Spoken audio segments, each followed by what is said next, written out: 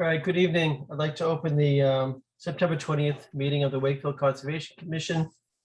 We will take roll call. Jimmy, Here. Ken, Here. Paul. I think Paul is joining us. Isn't he gone to Australia? Tomorrow, Oh, tomorrow? yeah. Peter, Here. Silvana. Teresa. Here. Okay, so we are missing Silvana and Paul. I just joined, Oh, Bob. there's Paul. Hi. Okay. All right. And let me just check. All right, first up is the approval of the minutes from September 6th. Any discussion, comments, corrections? No, I didn't have any. Oh, Silvana just joined. I'm sorry. I was having Okay. issues with my Zoom. I'm here. No problem. Sorry. All right, if there's no discussion for the minutes of September 6th, would somebody like to make a motion to approve those? I'll move that. For a second, Second. any discussion?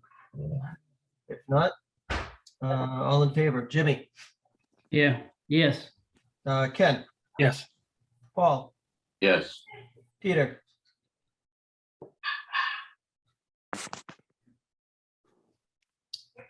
Peter. Yeah. Okay. Silvana.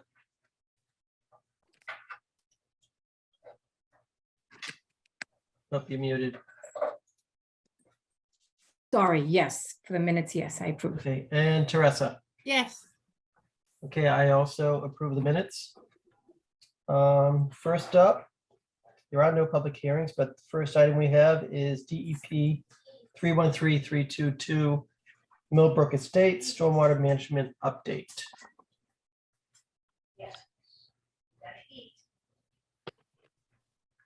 Hi there. I'm Ryan Severance. I'm the attorney for the Millbrook Estates Condominium Trust.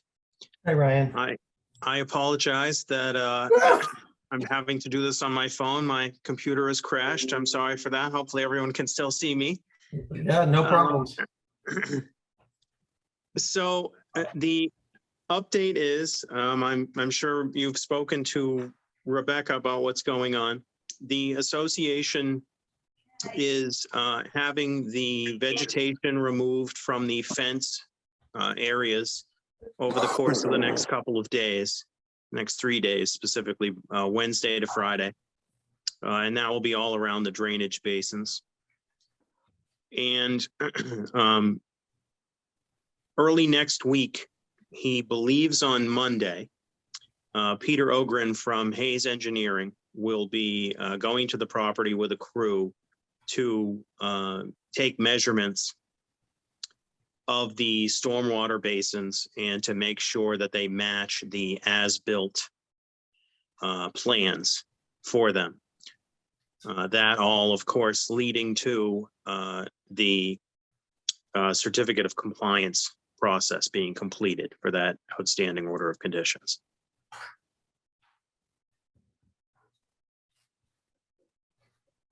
Okay. Rebecca, do you have anything to add to that? Nope, that's kind of what we were waiting on. The last meeting, we took a couple, we took a look at some of the pictures that were provided for us, and I showed you guys the vegetation along the fence. So we spoke about having that removed. So it sounds like that's a start. And then similarly, Hayes Engineering did the original design. So we were hoping to get them on board to double check to see that it was constructed as designed, and in the event anything needs to change, they're the right people to speak with. So I think Peter Ogren did the original design. So having him on board, I think we were just waiting on that. So I suppose what we'll do now is wait to hear from Peter Ogren and hopefully get some type of submittal from him. Yes, and I spoke with him today. and he knew that I was going to be speaking with you guys. And he said that after he had an opportunity to view the basins, he would have more for me, and I will pass that along. Sounds good. Ryan, should we put you on for the October 4th meeting? That would be fine with me. That would be fine with me. I do not know exactly how fast Peter will be able to move in terms of getting the specifications down and making sure that they comply with the as-built plans. At the very least, I know I will have for you an update on the vegetation. I'll have some photos that will have been sent to me by the manager upon removal of the vegetation. Great. Okay. Just so you know, I stopped by there tonight, so I see that Earthworks was in there. They pulled quite a bit out already. So it is proceeding. Oh, okay. I did not realize that they started today. They must have decided to start early. That's good. That's good news. Yeah.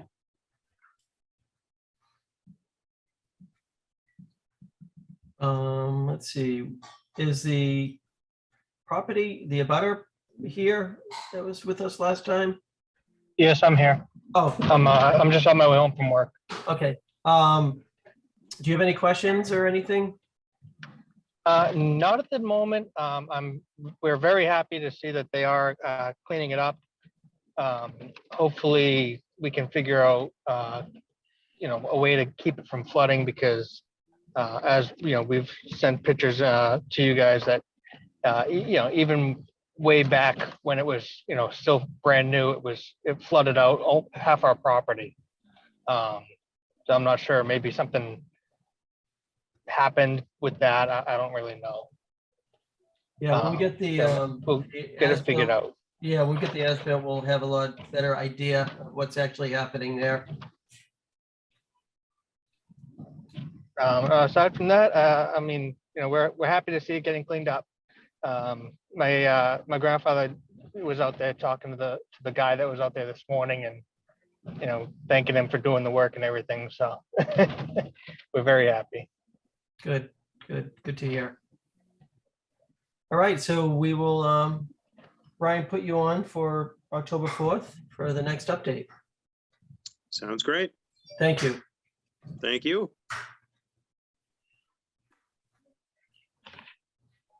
All right, next up, we have DEP 313168, 90 Kendrick Road, request for certificate of compliance.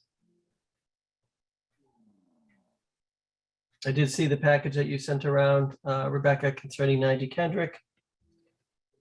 Yep, and Elaine went out and did a site visit, and she said that from her perspective, everything looks stable. It looks everything that was documented in the letter from, I think it was Bill Bergeron, she thinks is accurate.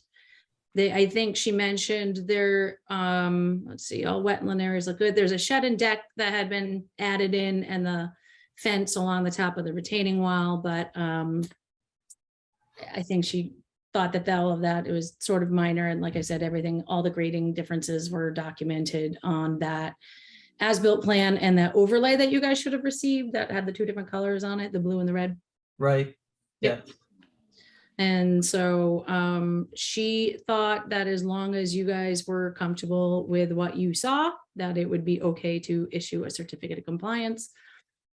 She did mention that I don't know if the homeowner is here or not, but that they were talking about tearing down the deck and maybe putting up a new one, and they wanted to bring up that. I'm not sure if the homeowner is here for that. If not, we can tackle that another time. The property just changed ownership very Okay. recently. And that's probably what triggered, the certificate of compliance. Check. I actually walk by there every night. It's my neighborhood, and yeah, I'm familiar with the property, and I did look at the as-built also, and it looks accurate.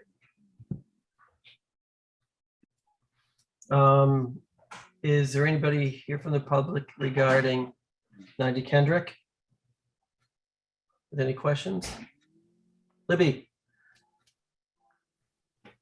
I just wanted to let you know I was here if you had any questions. I was out with Elaine and we both thought it looked nice and stable, and we did talk extensively to the owner, Mr. Fitzgerald. And he does have some plans for the deck and some other work. Elaine did speak with him about getting permits for all that work, so he is quite aware of the necessity of coming before you guys with any proposed projects. Thank you. All right, so based on what Rebecca has told us and the information passed on in the site visit by Elaine, would somebody like to make a motion to issue a certificate of compliance for 90 Kendrick Road? I'll make a motion. Is there a second? I'll second. Any discussion? Questions? If not, all in favor? Jimmy, Yes. Ken, Yes. Paul, yes, Peter, Yes. Silvana, Yes. Teresa, Yes. and I also vote yes.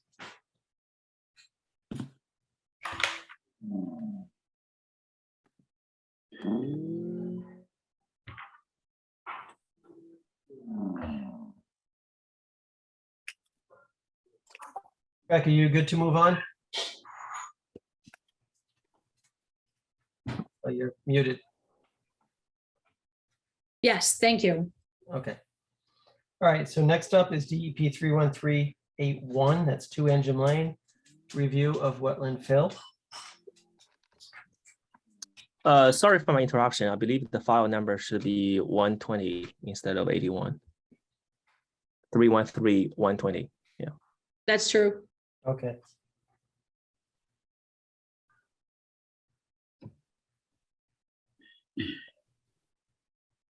All right. I know Rebecca sent out an email with some correspondence and estimated fill calculation. Rebecca, you want to give us an update? I think that I sent around an email that just had a guesstimate on the wetland fill based off the lines that we had.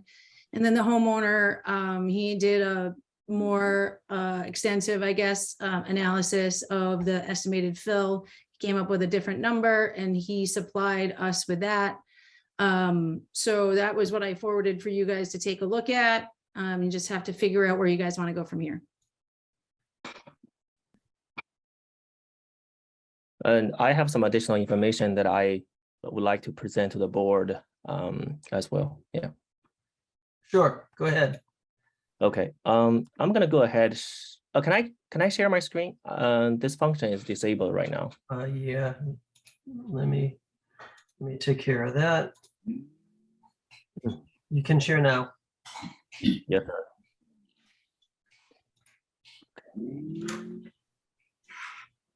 Can everybody see my screen right now? Yes. Okay. Let's see. Move this out of the way. Yeah, I made some slides and did some research on this project. And first of all, my name is everything. Okay. My name is Henry Q. I'm the current owner of 2 Engine Lane. I'm also a data scientist in sustainability of agricultural system. I also invited some of the community members here, so I like to introduce to them, some of the basic terms related to what are we going to talk about. Basically those are NOI, notice of intent, and also notice of intent, and also order of conditions. So whenever there is constructive work concerning to wetland, which is the case for our community, there are always this process that get involved before any construction work. The construction work company has to submit something called a notice of intent, and once DEP review and this notice of intent, it will be identified using the file number, and that is the file number we just talked about. And in this case, there will be 2 file number concerning the case. And then two of the state government entity will oversaw this process, but ultimately it is the Conservation Commission that is executing the whole thing. I'm sure the board members will understand this whole thing, but considering that there are some neighbors here, so I like to be more details, on this whole process. So basically, the state government, include the Department of Environmental Protection, as well as a wildlife protection program. And once the Conservation Commission look at all the acquired all the information, they will hold meetings and they go to site visit, and they will determine if the case is in compliance with the regulation, and then they will issue a order of conditions, and then 10 days after that, the construction work can done. But this is not done yet.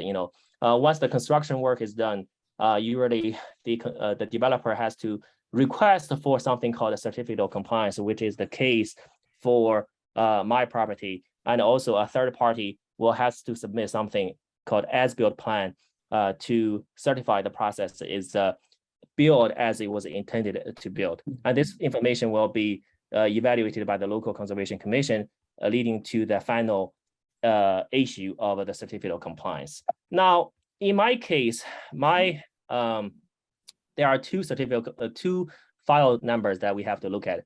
One is 313-120, and this is something that I cannot find in the government data portal. And the other one related to the whole subdivision, that is 313-83. But it should be something that was filed, in the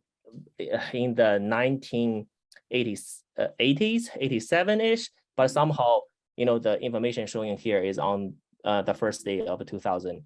I don't understand what's going on here. And I also put together a timeline for the current situation so that we understand the case. Back in the 1980s, 87, Mr. Anjem is the one who developed the whole subdivision as well as my own property. And at the time, of course, he has to go through this process, submitting notice of intent, and then Conservation Commission issue the orders of conditions, and then also as-built plan submitted so that he can get certificate of compliance. But he was developing two projects at the same time, so he needs to obtain certificate of compliance for the whole subdivision, that is the current day Holland Road and Anjem Lane community, as well as the certificate of compliance for 2 Anjem Lane, that is my property right now. But he had some agreement with the town that he has to do some land swaps in order to finish his subdivision construction. But later on, the town failed to transfer the town land to Mr. Anjem. This leads to a 27-year dispute between the town and Mr. Anjem. And this thing was finally resolved in 2014. However, there is something in my order of condition related to 2 Anjem Lane that requires that prior to issuance of the certificate of compliance for 2 Anjem Lane, a certificate of compliance must be issued for the original subdivision. So that leads to the current situation that I do not have a certificate of compliance, although according to the 1995 as-built plan, it was as certified by this environmental engineer, it was all in compliance. But at that time, this happens about 2 weeks. It happens about 2 weeks when the previous owner, Steve, purchases this property. So he was not aware of all this situation at all. And then during this time, Steve did some work related to the property. And then I like to quote this from Mr. Luciani, the chairman of this Conservation Commission, that this whole story was just a story about a broken promise, and the town was the one that broke the promise, and it took it 27 years to make it right. But I want to remind that all of us that whenever government broke its promise, it is the people, not the government, that suffer from the consequence. And then there are multiple repercussions, from this broken promise. It's leading. Mr. Anjem's property was in this legal limbo until November 2014, and there's no certificate of compliance for the subdivision during the entire 27 years, and we are still not so sure if it was issued today. And there is no certificate of compliance for 2 Anjem Lane until today, another 27 years and counting. This is leaving the whole community and 2 Anjem Lane property exposed during the whole time. I don't know what it means for the whole subdivision, without this certificate of compliance. But I know for sure for my own property, or during the past 27 years, had anything happened to Steve, to this property, most of the insurance company is not going to cover that. And there are probably other things that we don't really know and we still haven't figured out yet. So during this whole 20 years, without even aware of all the current situation, Steve did a lot of jobs. He erected fences to stop unnecessary traffic, but he leave the passes for wildlife so that they can enter the wetland area. He also built the retaining walls to save the pond. He cleaned out the wetland area, which was full of tires and the construction waste. If I talked with the son of Mr. Anjem, who's the developer of this whole property, and I quoted him, he said, there got to be 4,000 tires in that area. So I cannot imagine how much work Steve has done for this property. And he also planted beautiful vegetations around the whole property. And circling here this is where the wildlife entering my property and drink from the pond. And also here you can see all those wildlife, the turkeys, the ducks, those are all the evidence that I like to show to the board that Steve deserve credits, not punishment. And now we are talking about undo some of Steve's beautiful job. I just hope the members of the Conservation Commission can reconsider, this decision. I did not understand the whole story when I attend the meeting previously, but now after the research, I feel like maybe we should do some landscape enhancement or some replication, but restoration would just be so absurd. But I'm sure the board members are much smarter than me to make a better decision. So with that, I want to thank you for your attention. Very good. Thank you. Yeah.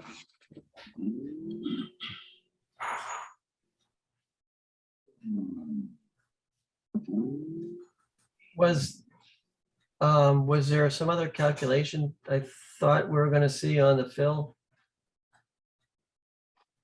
Yeah, I did another calculation regarding the fill area. So basically what I did was taking the as-built plan and then highlight the BVW line as well as some of the important landmarks, including the headings of those street lines, important corners of the parcel, the foundation of the house, and overlay this whole map onto Google Map. And this is my calculation, which is about 1,400 square feet. But I want to remind you that this calculation is hardly inaccurate because we are projecting a two-dimensional plot onto a 3D three-dimensional map. So this is my calculation. And this is a comparison of my calculation with the calculation Rebecca did. Just two maps overlaid together.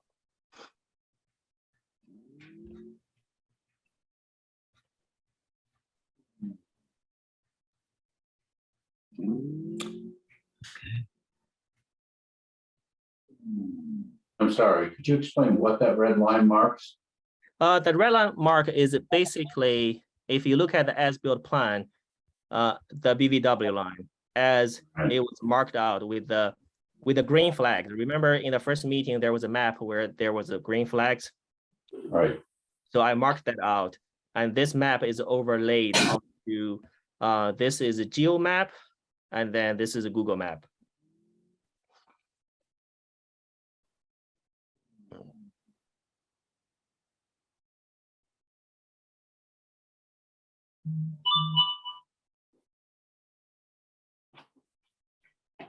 And Rebecca, you had estimated, what was it, 2,300? So when we had the last meeting, one of the conversation was at some point we have to start somewhere. So I just took a bunch of, I measured off of the as-built, the 1989 plan, same one he did, and just plotted them on there, sent around emails, said, this is just a guesstimate. This is a first place to start. You're more than welcome to submit other information. He submitted other information. That was the discrepancy between the two numbers. Quite honestly, I think the only way to get the accurate number would be to survey it in the field. So those are the three options.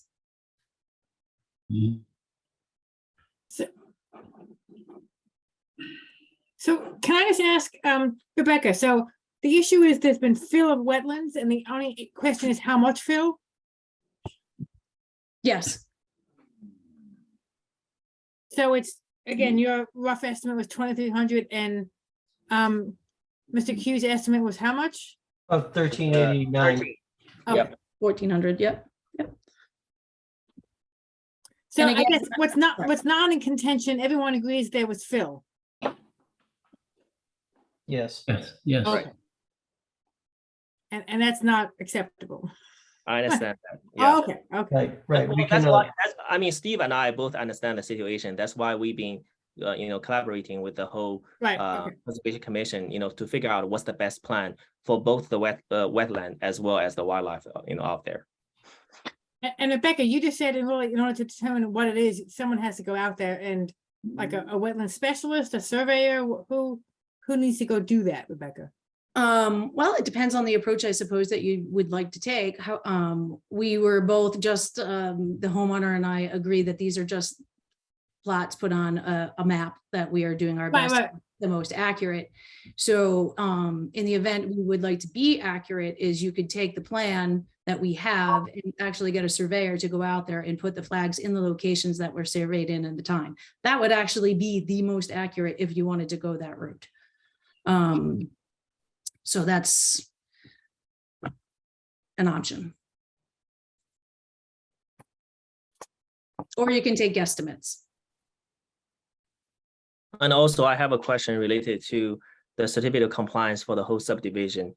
Does it even matter if I obtain my own certificate of compliance if the whole subdivision does not have its certificate of compliance? That's why they ended up separating. That's why you have a separate file number just for your house lot, because there was the subdivision. And at the time, they thought it would be more confusing and more challenging for the homeowners to have to do what you said, for instance, to wait for the whole subdivision to get theirs. So that they ended up having a couple of different house lots, not only for that certificate of compliance reason, but probably more importantly, because it required more scrutiny as to how it related to the Wetland Protection Act. So the whole subdivision, I don't know about that certificate of compliance, but your house lot on your deed references this one. Which one? 81 or 120? I believe it's 120. Okay. And Rebecca, the I have to look original, at the deed to be sure. Actually, I have it somewhere. I mean, I could find out. If you the, thought that. the one for the subdivision had to do with the road? probably road and drainage, most likely, right? Right, so. And there were some houses there as well. And then I think. Oh, some we houses were as actually well.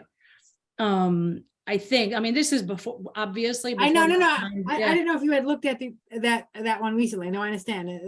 I do have information on it and I have looked at it. It's just that it's not as thorough as our record keeping is now. So yes, there is one on the subdivision. It mostly had to do with the roadway, because there was wetland fill for the roadway at the time. Stormwater management, there were some homes that it permitted without having an additional notice of intent. And then there were a number of homes that were in close proximity to the wetlands that they decided to separate out and to have their own unique filing. Okay, thanks.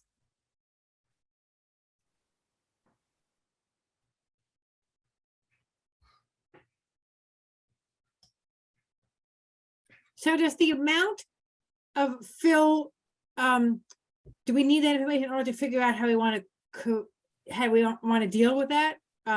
Is that, so, can we discuss the latter, how you want to deal with it without knowing the full extent of it or not? Do we need the first part first? I mean, the tough part is we cannot allow fill without restoration is. No, you know, no, right, so it'd be restoration no matter what, the question is just how much? That's right. Yeah. Yeah, I don't think it makes much sense to try to put that BBW line back in the way it was supposed to be, because it creates the problem that we're trying to avoid with the original filing. We always knew that that was too close, but I guess for the time we did approve the project, I mean, it makes no sense to do too much trying to reestablish that line to use it as a permanent location. It's too close to the house. And we wouldn't do that today either. Because on all the projects that have been before us, we try to stay further away from the wetland, not within 4 or 5 or 6 feet of the wetland. I think we'd be better off to negotiate some line in between, or even keep that same line that's out there with the wall. The wall's a great barrier. I think it's established itself again. I think there's plenty of wildlife habitat there. I think it makes more sense to possibly vegetate the top of the bank or top of the wall. Basically, that's what I would do, is I'd vegetate the top of the wall and leave it just the way it is. And she might have to do that with an enforcement order, but it would be something you could direct the enforcement order. Yeah, I mean, another thing that it came to mind is in 2019, the state did another survey, to map out all the wetland area. It makes sense to me to look at the current wetland map. And then based on my research, it makes sense to replicate part of the area, that is behind the shed, to make it, which is now not wetland area, into, to combine that into the current wetland area. So that would create some more wetland area, without. Right, but yeah, are you thinking about moving the shed? No, I'm talking about the area behind the shed, and also to Well, behind the shed, I don't think there's there's anything also, that yeah, you- it is also on my property, but it is not a wetland anymore, based on the 2019 survey. Well, I'd have to look at that.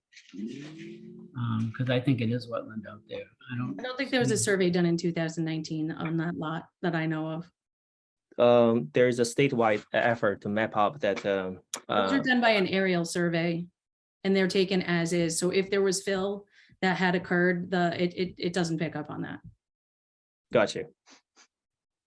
Yeah. I know there was some talk about moving the shed. That seemed to be the most promising thing. I mean, you're either going to get replication for everything or you're not. It's one of those two. You can't really do anything in between without permission. That's right. That's why I would prefer replication, on the Well, area. replication is going to take away your lawn. Because if we're going to replicate, we're going to build a BBW. We're going to take the fill out and bring it down to the grade that was at before. I think there's confusion, guys. There's restoration and there's replication. So restoring it, restoration would be pulling back to what it was originally. Replication is allowing the fill to remain, but replicating on at least a 1-to-1, if not more, but What do at you least mean? 1-to-1. Say that again, Rebecca? Okay. So you have two options. You have restoration, which would be to remove the fill and to restore it back to its original condition. Right. Or your other option is replication, which means that you are going to create a wetland in a location Right, where it doesn't right. No, currently exist right. at a ratio as indicated in the regulations. Right, I get that, right. Okay. So I there's, misspoke. yeah, so the if you're gonna and that's why we all started tossing around numbers, because in order to restore or replicate, you still have to figure out how much you're gonna do. And it could be very well a combination of the two. It could be a combination of the two. So the shed is, I don't know if you can see my screen and where my cursor is, but the shed looks like it's right here. Is there an opportunity for replication back here that would tie into the pond or to the rest of the wetland? Yeah, I have a map here that might provide a better look to the condition, if you Sure. don't mind me to share that. Just 1 second. So this is the new survey that I was talking about. You can see the current wetland area. And then this is the area that I was proposing that we can replicate. And then I can also restore part of the area that is behind the shed and to the left of the shed. So that would be restoration, not replication if it occurs. So if you have a wetland and then you fill a wetland, if Yep. you can't replicate in that spot, because that would be the restoration. So this part will be restoration and this part will be replication. Is that at the base of the hill? That's behind that's behind the hill. If it's at the base of the hill, I'm not sure how you do that, because when we were out there at the base of the hill the wetland is very, very close. So there's not a lot of option there because you can't really carve into that hill. It's pretty steep, I think, right? Yeah, it's, Yeah. it pretty much goes this line here, and here. Although on paper, I think that looks like it could be a square footage. I think in the reality is you wouldn't be able to carve out of that hill. That's Pretty a possibility, yeah, if we have to take a look at what it looks like in the field. Yep, yeah, I don't think that would, but it's an option.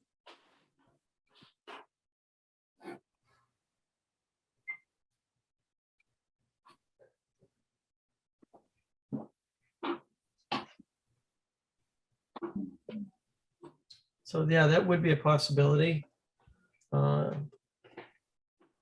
don't know what the grades are like, don't know what the soils are like.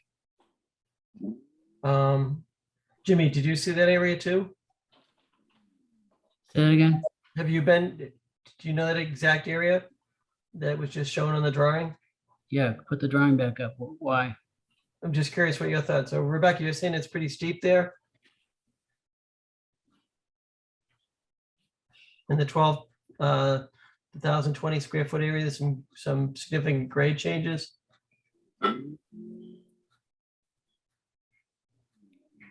Sorry, where you have that cursor kind of right now, from vague memory, and obviously the homeowner knows better. That seems like it would be at the bottom, the base of the hill there. So anything to the left or towards the street of that, I think is not likely to be able to be turned into any replication area. It goes up a significant amount. But the area that's shown here is a possibility, you think? Not all of it, no. Okay. Where are we talking? Where it says 444 on the plan? Or where it says 1,000 square feet? Yeah, 1,000 square foot area, yeah, 1,020. And what are you saying you want to do? Use that for replication? Yes. That's right. Where's the shed? Oh, Shed is right here. oh, I don't think you're gonna get that area for replication. Why? No, What's your thoughts on that? Why do you say that, Jim? I think it's steep. I think it's the grade is steep in that area.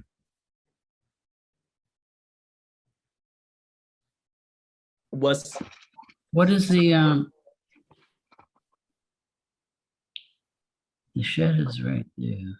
We don't have any contours. Yeah, I mean, going behind, me and Rebecca both walk behind there. Rebecca, what do you think?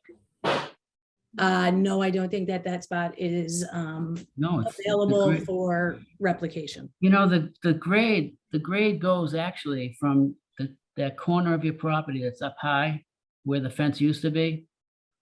It's traveling down to that outlet pipe. So it goes from elevation 61 to elevation 59. It only goes 2 feet. There's not much you could take out of it. I don't see it myself. I think the bank is too steep in that area. And I think it is wetland.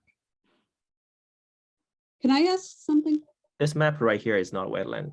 It is where No. the wetland area is.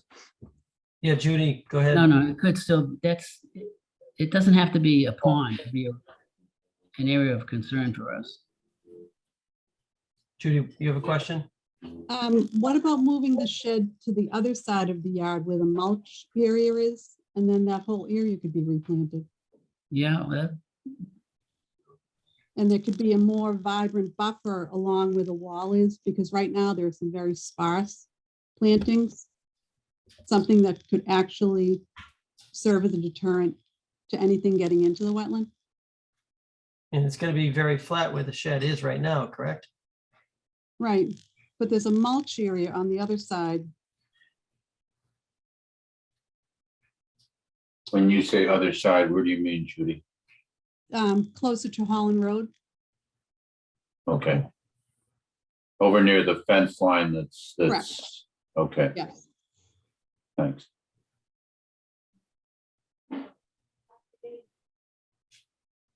Yeah, I mean, we're open to all suggestions.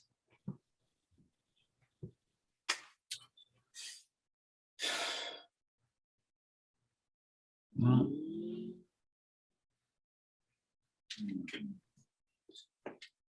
I mean, right now there aren't a lot of native plantings. And there's certainly wildlife, but is it the best? Couldn't it be more enhanced to create a better biodiversity for a wetland area?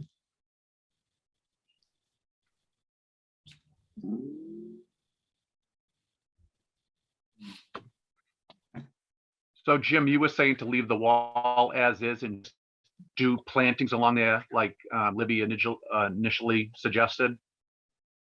You know, that I see that as an alternative. Other than, I mean, you either restore it all or you've got to ask to allow it, the loss, because I don't see where you're gonna make it up. And Well, who just spoke? yeah, so Judy had said a suggestion there, you know, is it viable? Are you suggesting moving the shed right here? Is that? Judy, was that where you? No, isn't there an area on the other side of the fence? It's all mulched right now. On the Across other, the right back where bridge. you were, closer to Holland Road. There's an area of mulch. Diagonally across from where you were, right, along Holland Road, So to the right, where it says Keep going back. 20.23, Like, 20.23, right in that area. do some replication there? Is that what you suggested? No, No, the put- shed put the being shed moved there. in. Oh, And then you have the whole area that's closer to the wetland that could serve as a replication area. In addition to the border above where the rock wall is, add some habitat value shrubs, things like that, that will enhance the wetland. And it will still allow a backyard, but it would give a larger square where the shed is Yeah. currently. That could be a very vibrant wetland species, shrubs, maybe some smaller trees, some smaller plants, and then a border along the pond. Yeah, That would enhance the wildlife. It would get more, a more vibrant biodiversity for the area, and it would get it more, head back towards what it should be. yeah. Over a lawn. It- Correct. Now, I know he has to stay so many feet off. Are you interested in going this route, Henry? I feel like because this is where all the wildlife entered the backyard and drink from the back pond, the I know, pond. but when But we were that's not the there, only place that wildlife enters. They're going to enter. Uh-huh. Right. And Henry, I'll tell you honestly, when we were there was wildlife underneath the shed. There was wildlife everywhere. That's right. I don't think you're gonna have an issue that with is that. I that know it is- might be aesthetics for you, but it's helping to solve a big problem. This is not that easy to fix. I understand that.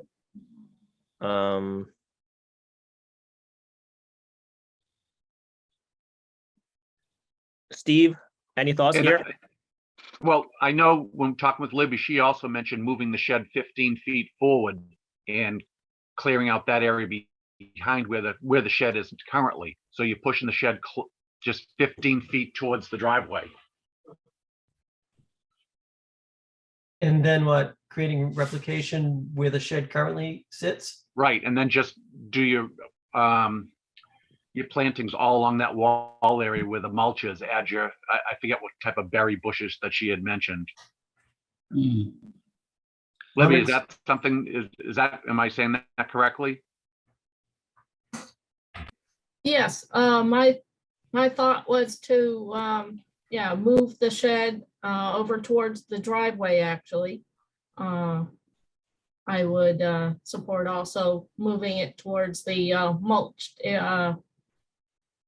wooded area where we were talking before. And I was going to propose a replication area in the vicinity of the shed, and clean up the wooded wetlands behind the shed as well. Yeah, yeah, And is that a would good- be combined with doing some plantings within some areas along the wetland line there, the little retaining wall along the wetland. Libby, do you know how many square feet you'd be gaining for replication by moving that shed? Did you calculate that at all? Um,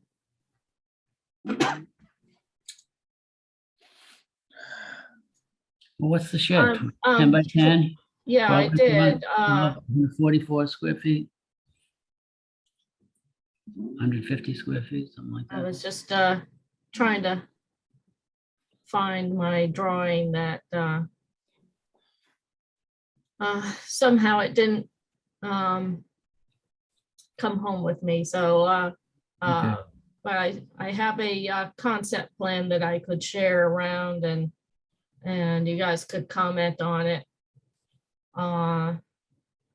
But the amount of replication plus wildlife plantings would be well over 1,000 square feet. So Okay. it would certainly come up to Henry's amount. So maybe, Libby, you could propose that and the other alternative by moving the shed to the other side and see what you could do there. And give us maybe two different options. I could certainly do so. I mean, I think we're heading in the right direction. We've got some good ideas here.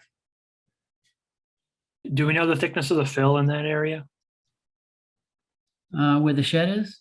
Yeah, where we're talking about restoring / replicating.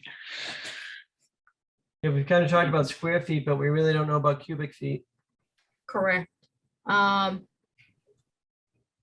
As I saw in the field, it didn't look like very much fill there at all. It would be basically scraping off the grass and probably going down, I don't know, 6 maybe- inches?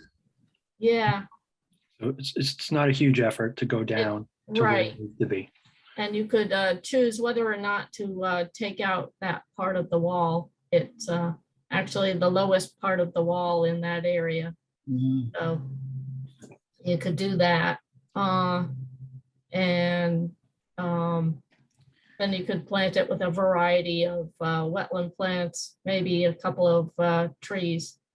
You don't want the trees too close to the house, though. Right. So those would be kept as far back as possible from the house. And then you'd do some wildlife habitat plantings sort of throughout the edge of the fill. Mm. I can certainly cobble up some alternatives. Mhm. I think that sounds like a good approach. You know, we get two viable choices to look at. One may end up being a much better option than the other one. You know, we'll know when we see it on paper and The other, the other thing, Well- can I interrupt for 1 second? Yeah. I was also just thinking that if he moved the shed to the other side, like Judy was talking, we could still gain the shed location plus another shed area. You know what I'm saying? You get 2 sheds by moving it over to that other corner. Do you know what I'm saying? you gain the area the shed occupies. Well, look at, if we took the shed, here's the shed, right? We're talking now, we want to take the shed out of there so that we can replicate. Yeah. But if you took that shed out, instead of moving it closer to the driveway like you were thinking, you could bring it over to the other side of where Holland Road is, put it over there. Then you'd have the area that you were gonna put the shed into that you could also make into replication area. So you'd get 2 shed areas by moving it over to the other side. Do you see what I'm saying? Just Well, additional area to be restored. Yeah. Yeah, I mean, so if we come up short, I think that's the way you could, I think you're better off to put the shed on the other side. Yeah, But that's Judy's both options. suggestion. Good. I don't know, Henry, what do you have any comments on this? I just don't know what, have we decided on the final fill number yet? Or, because I mean. if We don't haven't, know- and we don't know if Yeah. we will actually decide on it, Phil. So if Libby is able to come up with two alternatives, we can see what makes the most sense from, you know, a number of different aspects, the construction portion of it and getting restoration versus replication. So we don't really know exactly what that number will be. Mhm. You know, we're probably not gonna get all the original fill, but we want to try to get something that works for all of us. Yep. And again, it's going to be likely a combination of restoration and replication. And if I can suggest, I would suggest that Libby come up with something, a number between 1,400 and 2,300 as in that combination. Hmm. That's a 50% error rate. But also to include the plantings and whatever along the existing wall. Yeah. I do want to just be clear, the plantings will not be included as replication if it is not wetland and brought down to if it's not brought down according to the inland wetland replication guidelines, it wouldn't count. But it would be an effort to make the area better.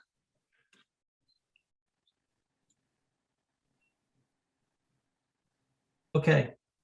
Believe so, yeah. So All right. before you guys leave though, tell me what you're expecting I write in this enforcement order. We need to see what the options are first before we do anything, right? No, but you could do it that way as well. Because we don't actually know what we're going to, direct the owner to do yet. Can we, so what if we go out there and just take a look at moving that shed and see if it's gonna have the desired effect that we're looking for? And also, I'm a visual person. I have to see it. Yeah, agreed. sorry for my interruption, but now that you guys gonna be here, I would suggest taking a look at, this area, because this is the current wetland area. If we were able to restore, replicate, that wetland area here, that will be creating more space, more wetland area. Yeah. Well, we can look at it, but has Libby looked at that at all? She's still I here? don't think we did. I don't think we did any calculation on the acreage. Well, we need to or, know, size. we need to know if it's wetland or not. And I don't know that, I don't know what it is. If it's wetlands, you got. The other thing you have to consider, if you're thinking of moving the shed over the other side to the Holland Road side, there are some huge trees there. I know that, And I know that. you may have to cut some trees. Well, I was hoping we'd fit it in between the trees. I don't know how big that shed is, but that was my first thought, was it was gonna conflict with the trees, but if I know there is space between the trees, I just don't know if there's enough.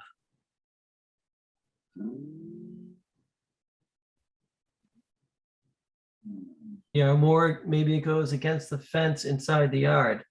Don't forget now, you can't be on the property line either. You gotta be, I think, 7 feet off the property line. For the shed, you mean?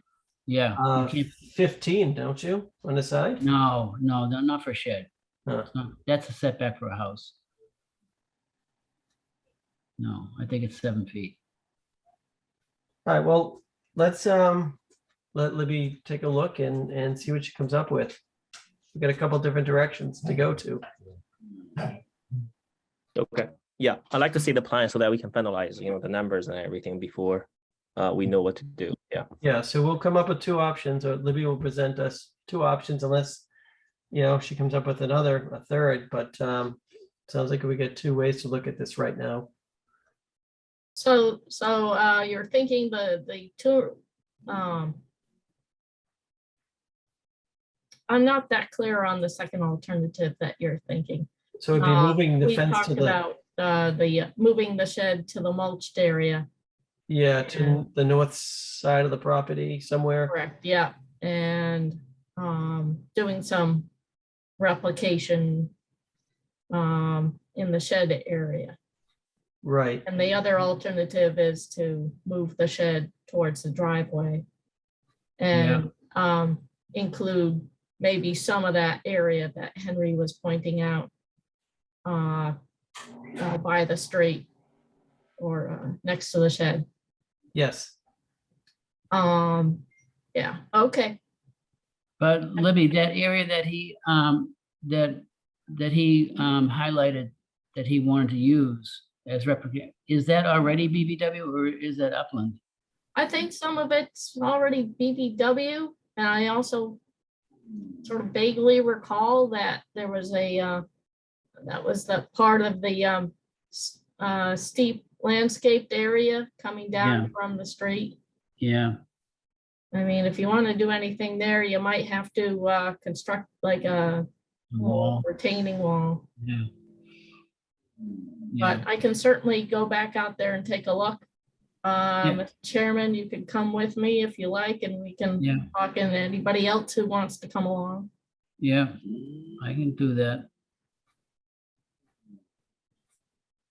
Just tell me when and where. Well, where? Yeah, I have sent out my schedule to the chairman as well as Rebecca, so feel free to make an appointment. What works for everybody? I am pretty free, so I can do it at any time. You like afternoons? I work from home, so it should be all right. Yeah, I can do it whenever you want, pretty much, except for the 26th. I have plans on the 26th. Mm-hmm. Yeah, I couldn't get there until after probably 6 on a weekday.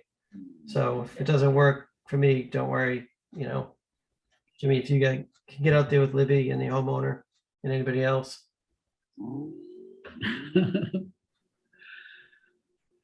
Okay. You're funny. All right, Mr. Chairman, may I send you some availability dates and you can pick Yep, up that you just send like? me what, send me something and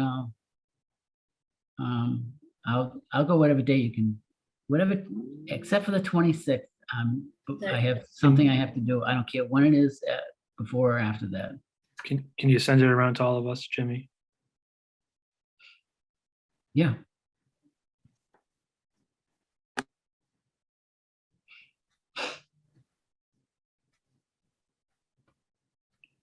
All right, anything else?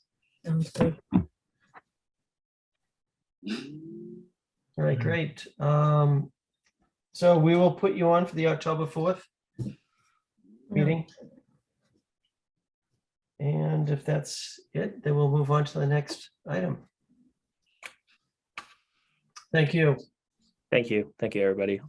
Thank you. Okay.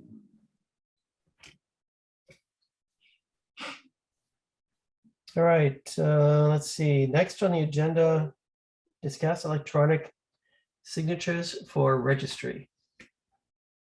Who wrote that up? You, Teresa? I did, although I did it wrong because I included Judy as a commission member, and Paul should be included because he's still here. That And was I'm my just- fault, sorry.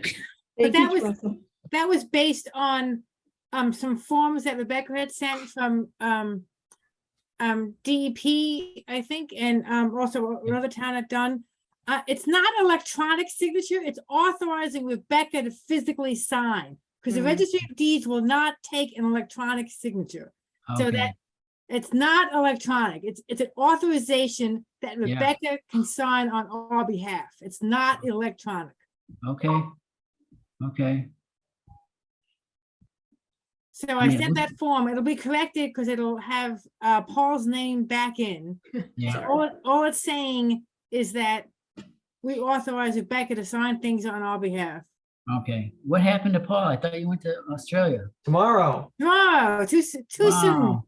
He wishes it was today, probably. Paul. Wow.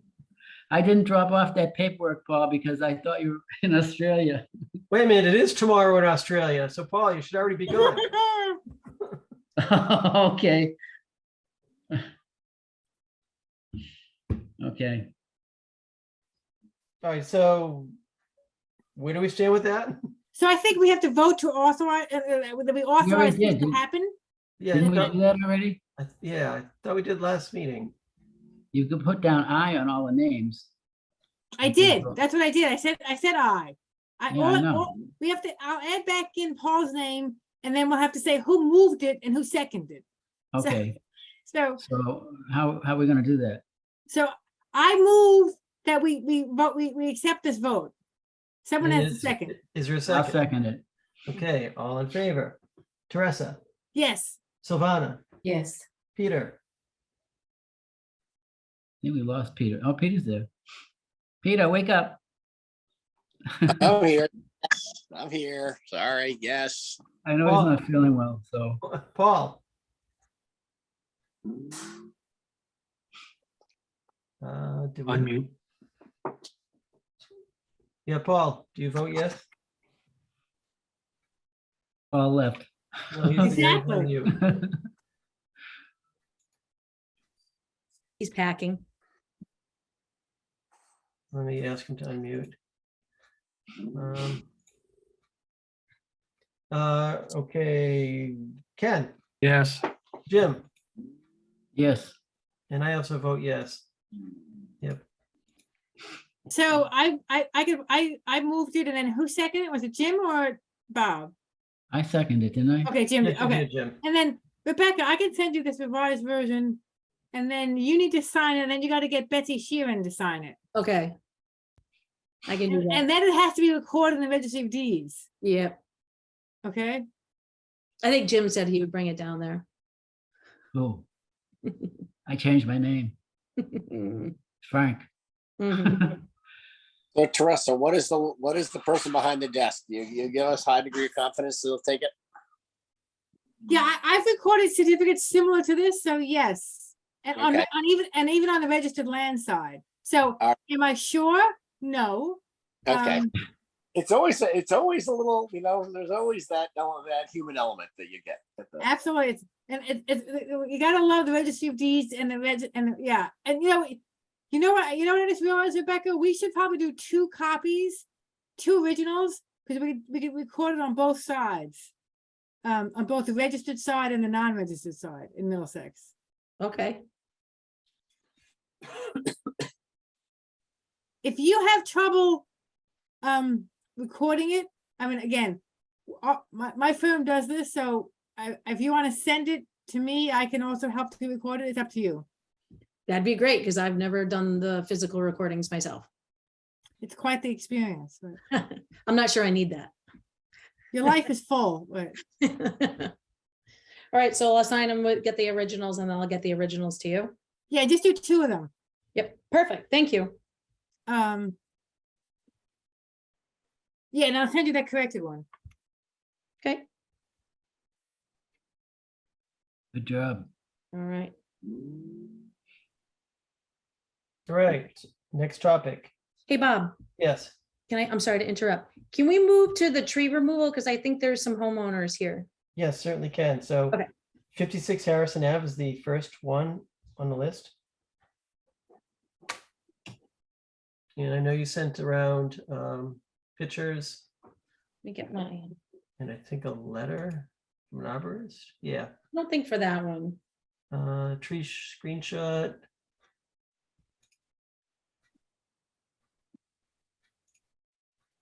Yeah, I don't know if the homeowner for 56 Harrison is here. I can share. my Hi, screen. this is Jared Kalanick. I'm the homeowner at 56 Harrison. Okay. If you have any questions. Let's see. I'm going to share some pictures Rebecca forwarded to us.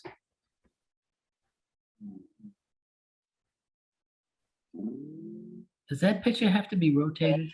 Or is that the right direction? It's not, yeah, it is going up. It is, I cannot rotate it. Hey, Bob, I've got to drop off the meeting, unfortunately. I've got Okay, a cool. mess a flooded basement that just happened because of turning my boiler back on. Oh, boy. I gotta cope with that. I apologize. All right, Paul, good luck with that and have a nice trip. Have a safe Thank trip. you. Sorry. Have See a you great guys in trip. November. Apologize for having to drop. Have fun. Yeah, thanks. All right, here's another picture that was sent in. So clearly there's some rot and, That one's definitely got a problem. yeah, ants or carpenter ants or termites. Probably carpenter ants, I'm guessing. And certainly dead growth on the branches. Who took the pictures? Elaine. Did you go at night? I don't think so. It's the canopy providing that shade. Yes, you can see on this, there's really no growth on any of the branches that we can actually see here, and not only that, but the whole trunk is pretty much hollowed out. So But is that picture, is that really sideways? no, it's rotated 90 degrees. I cannot rotate it. Okay, so although it'd be standing up, Yes, really? yeah, it's Okay. not growing east to west. And what, do you want to take the whole tree down? Yeah, this is it's a Norway maple. You know, it pains us to do it. We don't want to take down any trees, but we've got a 1-year-old son now running around the backyard. So the limb on this one looks, I'm actually shocked it's still standing, to be honest, but it's pretty rotted out. As you can see, that's the backside of the tree we're looking at there. And then the previous picture, if you turn your head on the side, you can look at the one to the in the back there. The limb on the back is there's almost a grapefruit sized hole in the limb now too.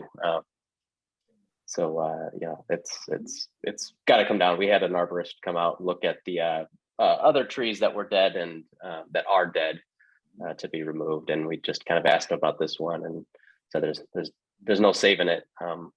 You know, there's nothing much to do. So it's just a matter of time before this one comes down. Yeah, you can see the insect holes. No, that, but the trunk is significantly compromised. Yeah, there's a creek, that kind of a brook that runs through our property here, and well, Elaine didn't want to walk into the brook to take a picture of it, and I don't blame her. We would have been swarmed by mosquitoes, but if you were to take a few steps back, you'd see. I mean, the entire side of it is the back side of it is completely hollowed out. Yeah, I can actually see the brook in this aerial. The trees along the edge of the property? No, my property runs about 200 feet back from Harrison Avenue. That tree in question is right along, if you follow the deck line almost on the, yeah, right there. If you just shoot directly south, we'll say, from that corner of the deck, that's about where that tree is.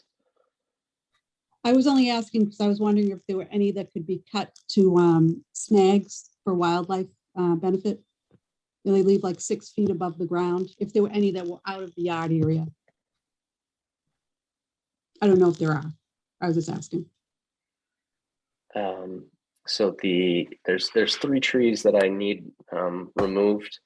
One of them is dead completely. It's a rotted trunk doesn't have any leaves on it. It's about to fall down on my garage. Right, they would only leave like 6 feet from the ground, so that. Yeah, it's not even in the ground. The whole trunk is basically popped out of the earth. Okay.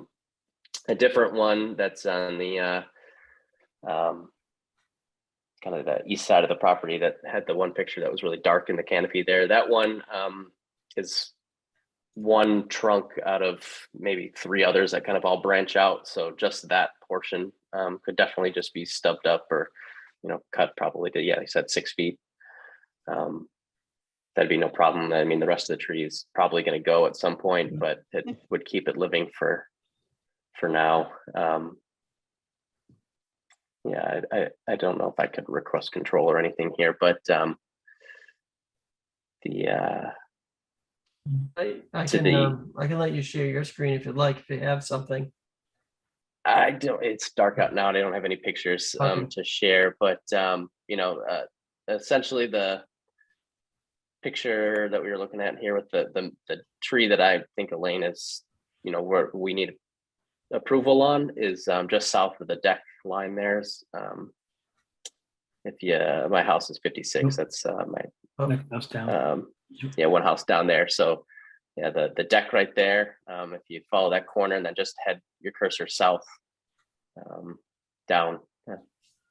So There. it'd be So this South. one. Yeah, towards there the you go. front. Yeah. Yeah, there you go. There's no, there's no compass on this view. It's okay. That's approximately where the tree is. That's the hollowed out tree that's going to come down, and yeah, that's right on the brook there. We would definitely leave the stump as it's retaining all of the soil there for the brook there. So I have no interest in having that collapse and more of my yard turning into that brook when it gets wet. So we would definitely leave that. So for that one, can you leave a little bit more than the stump as a snag, is what Judy's asking. So instead of cutting it flush to the ground, leaving it in place, can you leave it a few feet up or 6 feet up? I suppose It's I'm not not going sure to be what that- live. It's not going to be live. It's not meant to be alive. It's Okay. just meant to be a structure that wildlife uses. Well, so what if just, he picks, just let it collapse over Exactly, time it's as gonna be nature. like that. Yeah. No, it'll I just mean, break cut it down off. after. Cut it off up until 6 feet and then just leave it there. Okay. If that's what's you It's think by is, the you brook, guys it's think not is in your best, yard. I mean it is in my property, but so yeah, but I that's fine if that's what we need to do to make it satisfy this, then that's what we can do, and then just let nature take its course as it comes down over time. And why 6 feet? for It's more snags? for the snag, for habitat value, the woodpeckers would use it and other smaller animals. Yeah. Hollow up the middle. So they tell you to do it within between 6 and 8 feet, I think, right? Judy? Okay, Yes. thank you. Okay. And then the third tree there, you follow the pool in this photo, which is no longer there, and you just head east to the right, approximately where the brook is where that tree is. Like I said, that's a poplar, I think it is. And there's 3 branches, 3 main trunks that shoot up, and one of them, the top is completely dead. Again, I'm not sure how it's stayed up there with all these with the winds that we get, but the idea there is we would just take off the dead portion there. So is this a different tree than the one that's shown No, with the trunk? that's the same tree. That's That's the this Norway one. maple. Yes, same tree. As is this? So that's the third tree that I was just describing. Okay, that's this one right here, I bet, right? Yeah. So we would take off the top portion there. Yeah, there's absolutely no growth at all on this. Yeah. It doesn't look like it's very wide diameter. How wide do you think this is at the base? At the base, it's pretty significant sized. The whole trunk, but as it branches off, maybe 6 inches diameter. Yeah, it looks pretty thin at the top here, even through the middle. 6-8 inches diameter. Definitely not a foot. Okay. All right, so all 3 are dead. 2 of them we can see right here that are clearly dead. Okay. Anybody have any questions or concerns?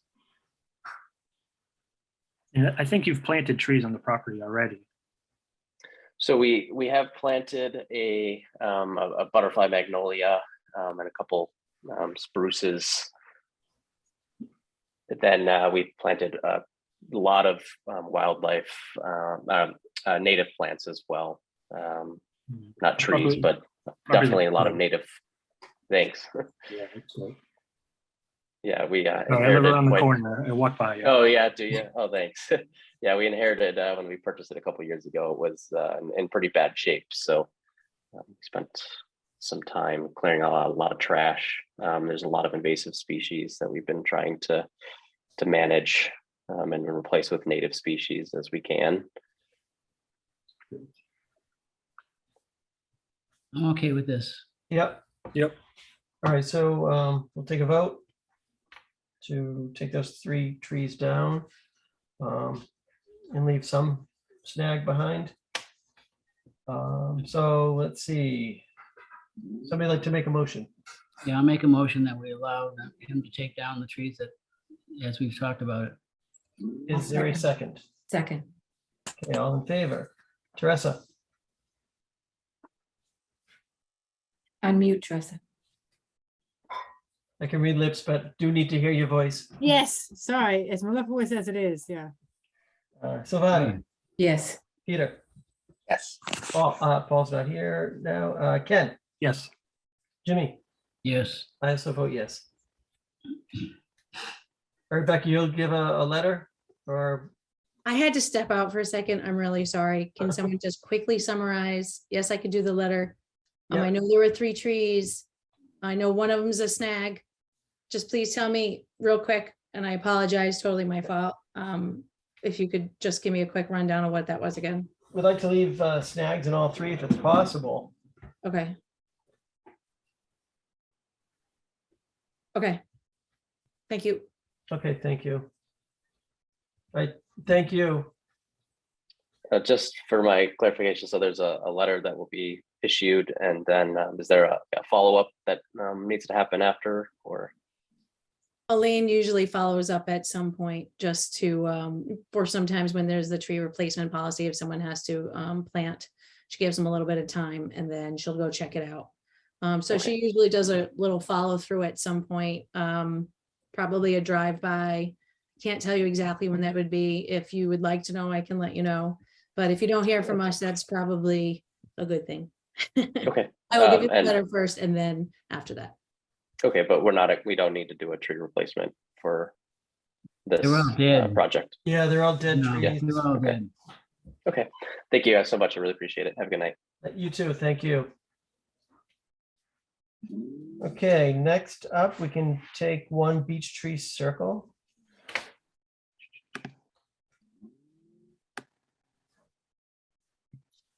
Let's see, what do we have for that? Or maybe I think the homeowner for 5 Reynolds is here. If the homeowner for 1 Beech Tree is not, Okay, sorry to interrupt. it's okay.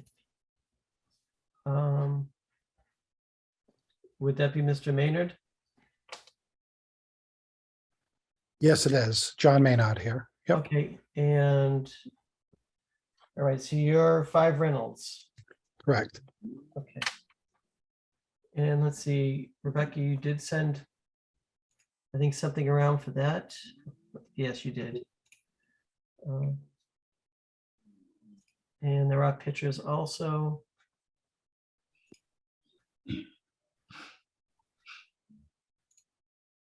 I will share my screen.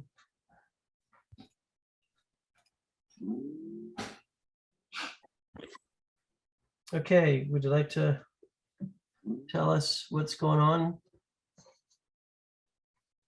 Sure, it's right behind the fence. It used to be standing straight up. It's been leaning over more and more over the course of the last year. Most of the branches have nothing on them. There are a couple that have some leaves. The base, the bottom looks very unstable, like it's coming around. Is this the tree right here that I'm? Yes, it is. Yep. Okay. Yep. Yeah, Doesn't look too good. that's different.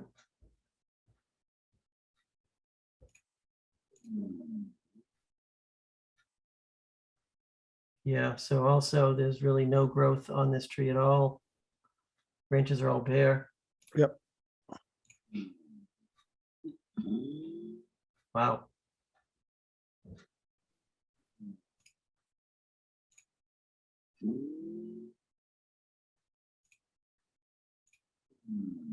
And is this the only tree you're proposing? Yes. Okay. Yeah, I mean, it definitely looks like it's pretty dead or dying. And did we have any other information on this one? Keith's tree gave a letter, right? Yes. Oh, yeah, here it is.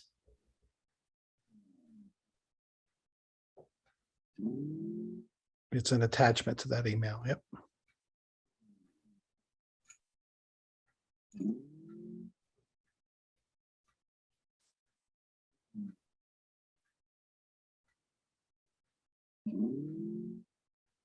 Okay.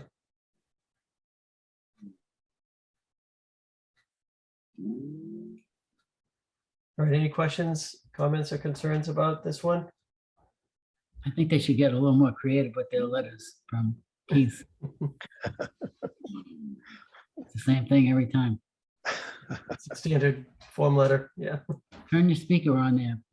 I said, and I'll just have the subject and the verb agree and number, but that's okay. Okay. I'm okay with I will- this. I Yeah. will say Keith's tree is consistent with making sure that they check with conservation first. So, I'm sorry, I didn't hear all that. Keith's tree is consistent with always checking with conservation before Oh, they take yeah. things down, so No, that's a big I plus. know. No, I know they do. No, I think they just- deserve credit for that. I'm just Yeah. making fun of their letter because it's the same thing. all the time. I know. They are really good. They do consistently contact us. Yeah. All right, would somebody like to make a motion? Motion. Is there a second? Second, Okay, Teresa, yes. Savannah, Yes. Peter, Ken, Yes. Jimmy, Yes. and I also vote yes. All right, so Rebecca, you'll send a letter out? Mhm.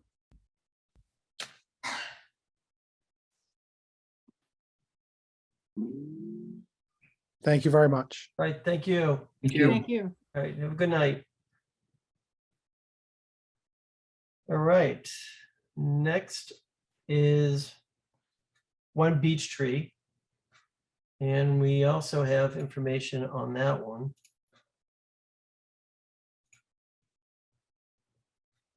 Beech tree. Here it is.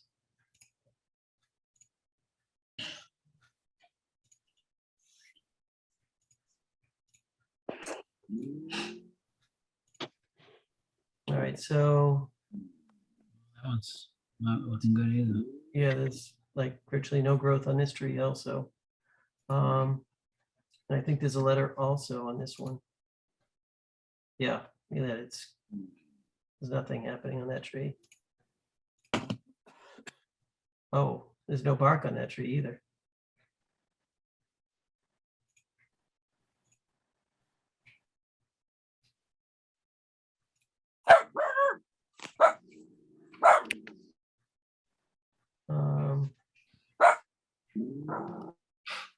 We don't have a letter on this one. I don't see. But yeah, I mean, it clearly doesn't look good. Pretty self-explanatory, huh? Yeah, there's, you say it has a vine wrapped around it of some type. Yeah. There's definitely no bark. Probably what killed it. Can I request that a snag be left for that as well, where it's off the lawn? Yeah, I think that's reasonable.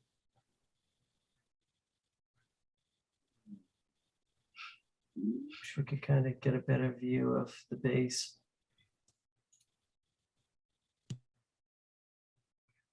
No, I think that's a good idea, Judy. All right. Any discussion on this one? If not, would somebody like to make a motion to approve the removal of that tree and leaving a snag? I make that motion. Second, I'll second. any discussion? If not, Teresa, Yes. Savannah, Yes. Peter. Peter, Yes. Ken, Yes. Jimmy, Yes. and I also vote yes.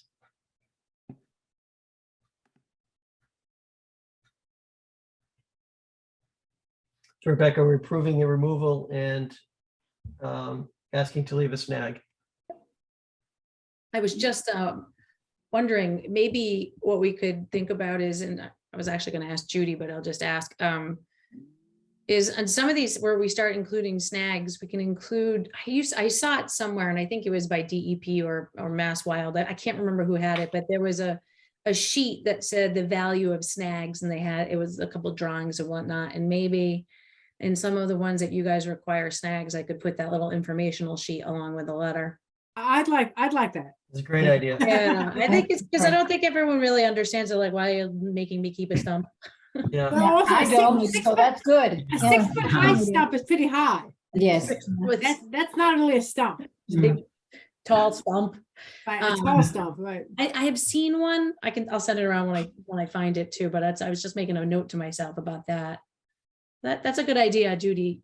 I like the snag idea. Yeah, like what's a recommended height that's left if there is one? Of course, you got to consider how close it is to the yard or house or whatever.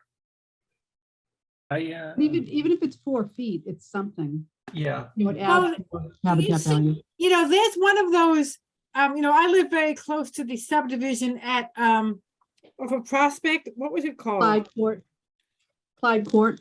Yeah, and I said, I passed it, a lot, and it's not attractive.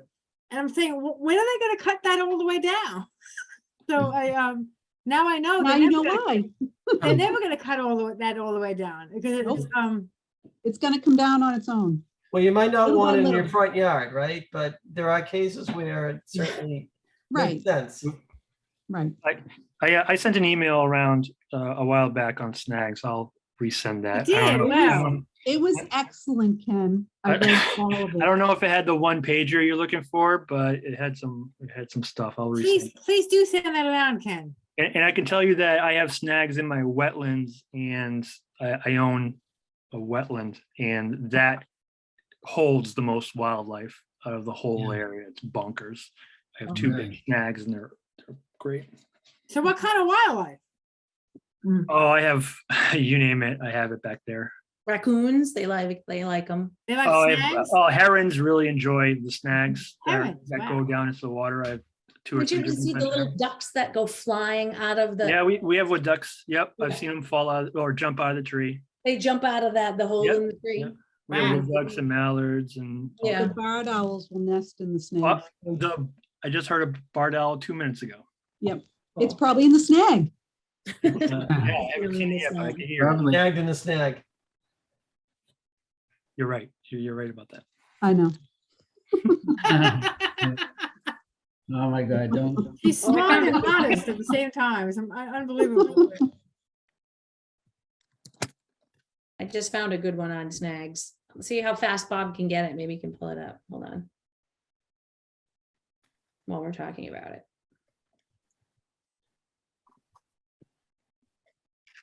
So I did get a new laptop, and my hope was that I would be able to share my screen and for instance, show you these things. Sorry, hold on. Can you hear that? However, when I tried to log on today for Zoom, I discovered that the internal microphone wasn't enabled, so I had to go back to my laptop. But hopefully next time, I'll have to be able to somehow figure out how I can get some of these things to you from my computer, but maybe not. We'll see. Bob, I sent you a Yep, snag, it just came through. a snag link.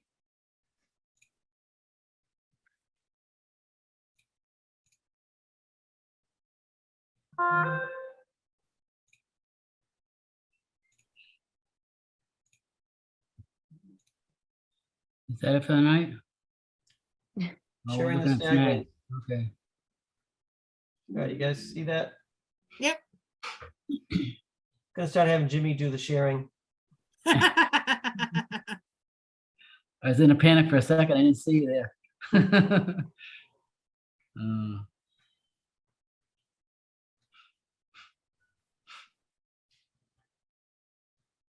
Yeah, we had a snag in our backyard that had a squirrel nest inside it or something. It eventually fell down, but yeah. All righty. Ken, that Does it is a say- good email. Does it say anything about like height or anything or? I read somewhere it was 6 to 8 feet. I'm not 100% sure. It's but- Oh, here we go. Snags. 6 to 8 feet. Yeah, more than 12 inches in diameter and 15 feet tall. Offer 15 ideal- feet, wow. Those Well, are, that offer one- ideal hunting perches for hawks, eagles, and Yeah. owls. yeah, but we're not into that. Right. That's too much. Yeah. That was just a quick find, but there might be, I really believe that I have somewhere. Well, look, it also goes on to say black-capped chickadees nest at a small tree snag as little as 6 feet tall and 4 inches in diameter. So there you go, 6 feet is Well, not too small. if you could find one to include, Rebecca, that's fine. That talks about 6 feet, maybe. Yeah, I'll look around. There used to be one. Oh, it's a very long time ago. Yeah, it does go on to say that small trees rot rapidly, creating wildlife habitat.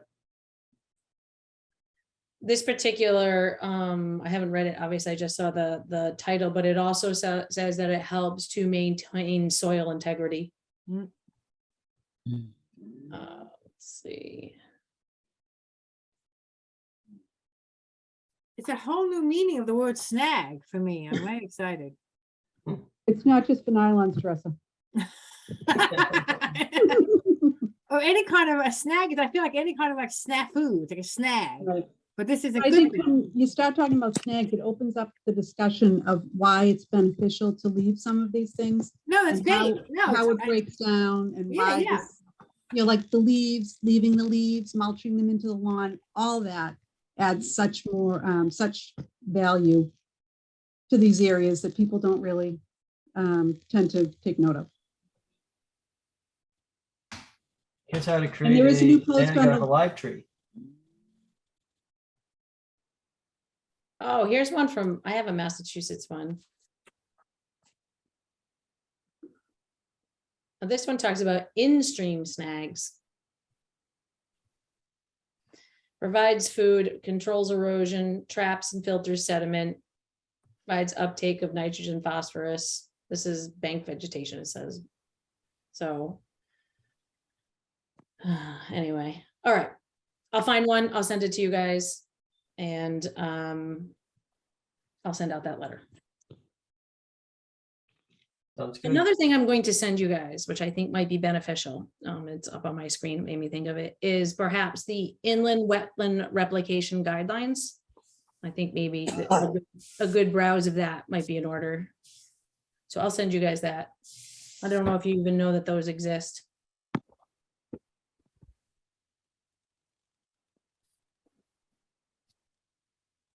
Okay, that's it, Bob.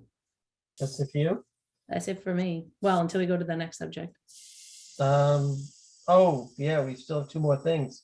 We jumped. Okay, yeah, so back to the other business. Table for Wakefield Day, October 8th. And I hear there's gonna be a dunk tank and Jimmy wanted to be on it.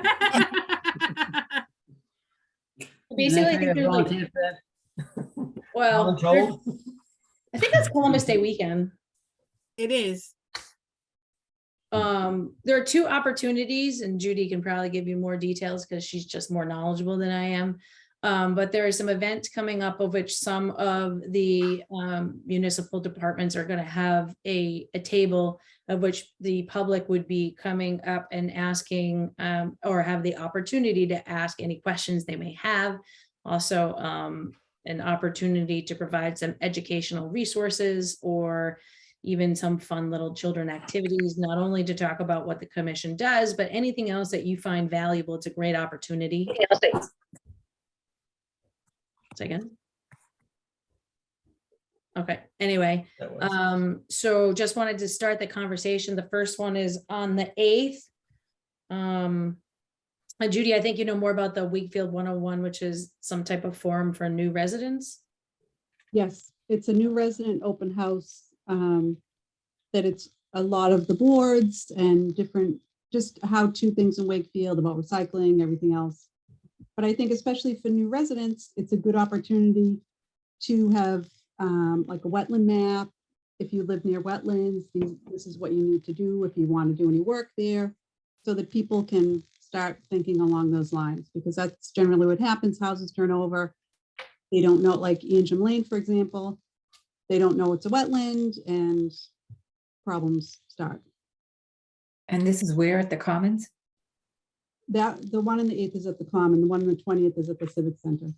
But it's also a chance to talk about the open space and recreation plan and get some interest around that as well. You know, some towns give out like a little goodie bag to new homeowners. Oh, don't worry, we'll have prizes. But I mean, anybody Yeah. who's a new homeowner automatically gets one in some towns. You know, Swag. have an information Swag packet bag. in it. Right, Have, and like that's what, magnets and, that's what's provided here. okay. But somehow these towns, when you buy a house, you automatically get one like delivered to your house. Right, right. Some towns do that. Well, we Yeah. don't live in that kind of town. Figure it out on your own. The welcome wagon is gone. Yeah. But anyway, just two really, really good opportunities. If anyone is interested, like the 8th, I can't do the 8th. It's, I will not be in this state. Nor do I think it should be me anyway, because I'm an employee and I don't live in Wakefield. Hint, hint, by the way. I wasn't sure if you guys were catching And on. what are the hours of those events? The one on the 8th is 1 to 4, and on the 20th is 6:30 to 8, I think it is. 6 to 7:30. I'm not sure what the exact hours are on that. And October 20th is obviously A Thursday. a Thursday. Wow. Yeah, so Saturday, Columbus Day weekend, and a Thursday. So I guess there's three things. One is, are you guys interested in potentially having representation? That's number one. Number two is, can we all brainstorm some ideas of what we think would be valuable? I'm happy to try to put things together if possible, if I can get it done on time. And the third thing is someone willing to be the person at the table? Or we could divide up the hours. So, Yep. so it doesn't have to be a whole 1 to 4. It could be an hour or two. And it might be even more fun if maybe more than one person's there. Yes. But I think your point, Rebecca, the point you're saying, it's supposed to be a fun day. So For who? if we had like a keg of beer or something like that, I think. Oh, yeah. How about a whiskey? Well, Peter, I There would think, don't we get time and a half on a Saturday if we go there? You get comp time. Sometime. So something to think about. Don't have an awful lot of time. October 8th is not that far away. I will not be around on the I will weekend. not be around that weekend either. I'm not around any weekend. And next meeting, you're going to be voting on the remaining members for the Open Space Committee. Oh, we're not doing that tonight. That's off the agenda. Yeah, I took it off just because we'll just finish it in one fell swoop. We're still waiting on, we have one application so far for a member of the public, but I believe that it's available for, they can submit something up until the end of the week. So we'll wait till that. So we get Okay. everything. The one application we got was pretty impressive. Mhm. So we'll see if anyone else is interested and then go from there. Mm. Hey, I got an email from, I'll tell you in a second. I think. From Jim Hogan. And I'm gonna send it to everyone because he's looking for, he wants to know if, it says, I am writing you this email to see if you or a member of your board is interested in connecting with me regarding the MWTA Communities Overlay District. Does anyone want to be involved in that? Who emailed you? John. Jim Hogan. He's on Jim the Hogan. board. And I who's think he? that would be beneficial if a few people did it because it's going to be consequential when they look at this overlay district. It's to increase housing along commuter areas. No, I know what that is. Who is the person who asked? Yeah, exactly. He's on the planning board, Jim Oh, Hogan. planning board. Thank Jim you. Hogan. So I'll send everyone this Okay. and maybe we can get some interest from someone. Because Greenwood is shrinking as it is. So keep that in mind. But the whole idea, Judy, again, is to have build housing near mass transit, right? So how much Right. wetland or buffer zone is near, I guess the answer is, there could be a lot near. A lot, a lot Crystal along Green Lake, Street, there's yeah, a Crystal lot. Lake, And this is talking about multifamily houses, so it could be, It is, meaning like it's a duplex. two family housing. right. No, it's multi, what the hell is it? I don't know if it's two family or three family, but if you go down Greenwood Street, there are already a couple that they've taken down one house and put in a 2 or 3 family. And that's within the buffer zone? No, No. Well, my only point is, if it's not a hunt, if it's not in our jurisdiction. I but mean. it's open space. If it's open space, if it's areas that they're going to put in a multifamily house, open spaces within your purview. Yeah, it's multifamily. I think it's that they're looking at doing some long-term planning and having a representative from the commission would be able to have the conversation like, okay, here are some things that we would look to do.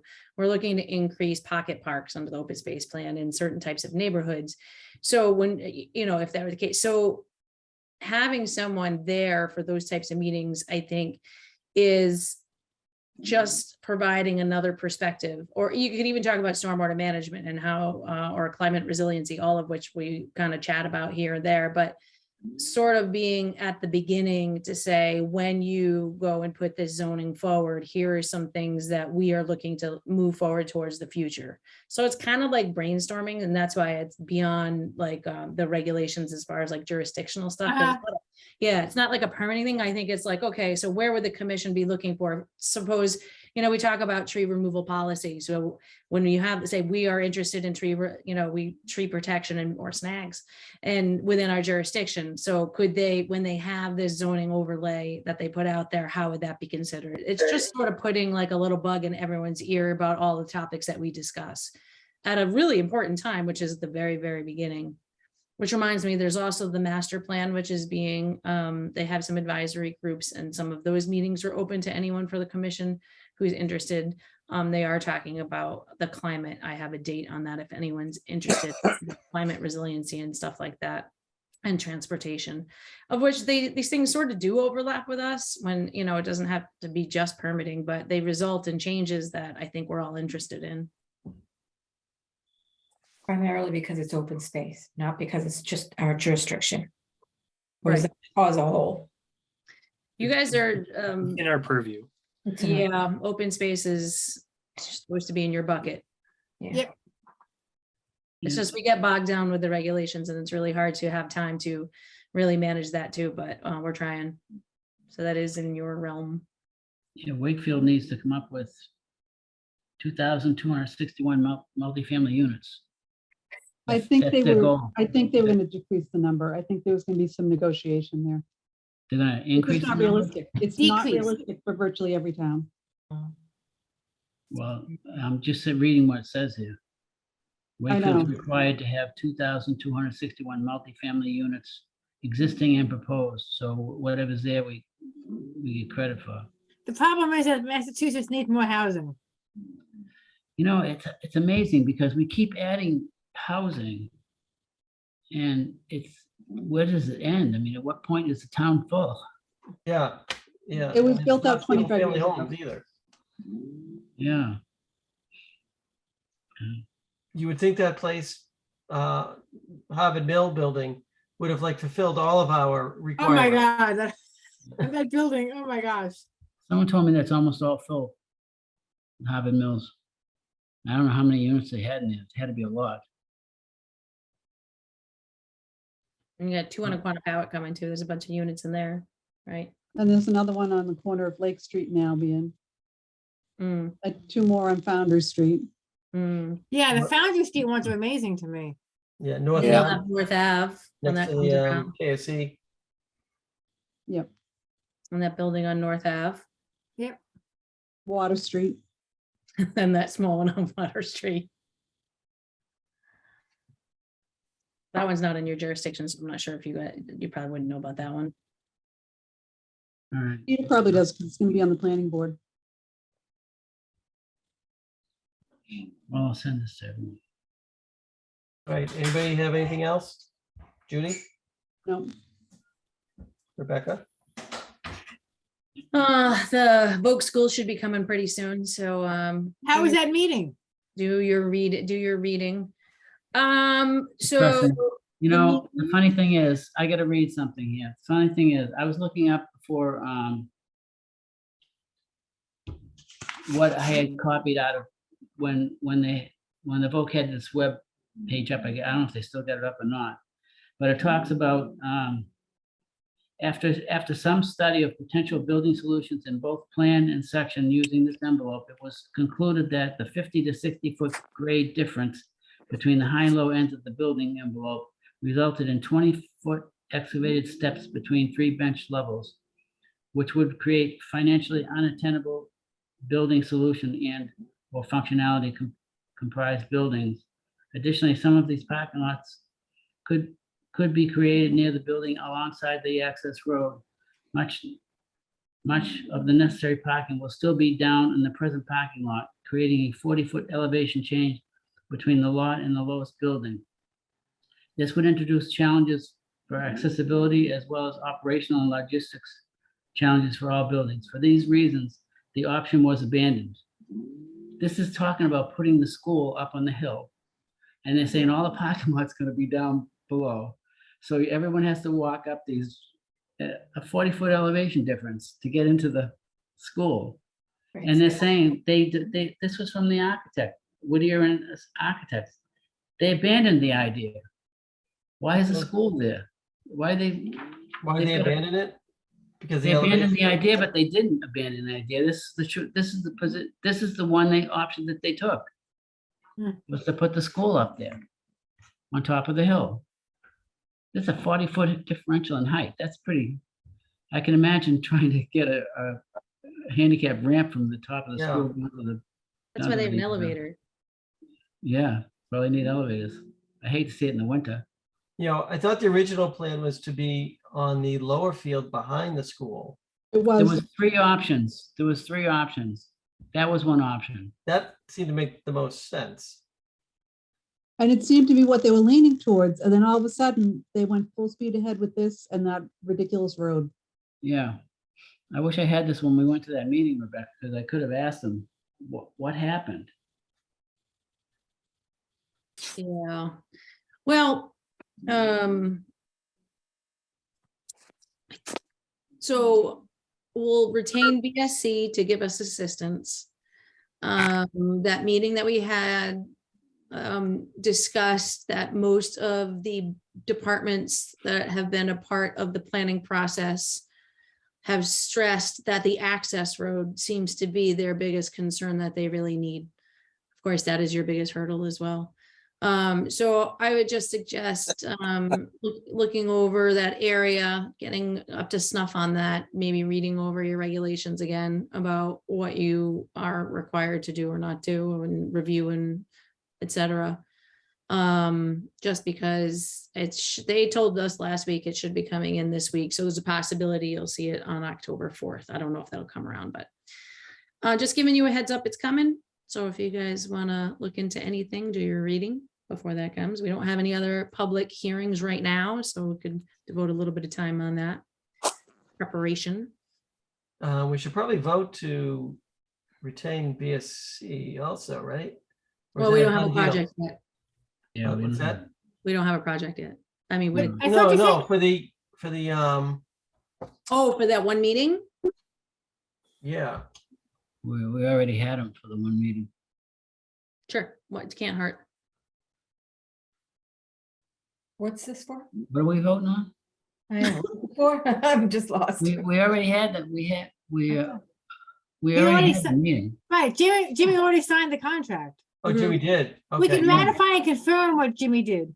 Mhm. All right, I did not realize he already signed. Yes, I asked Rebecca that today. Sure did, yeah. Wait, what contract did you sign? It was that sort of like, because, all right, so when I talked to Matt Byrne, I was like, here's the deal. We don't have a project yet. We can't do a consultant fee type of situation that we typically do.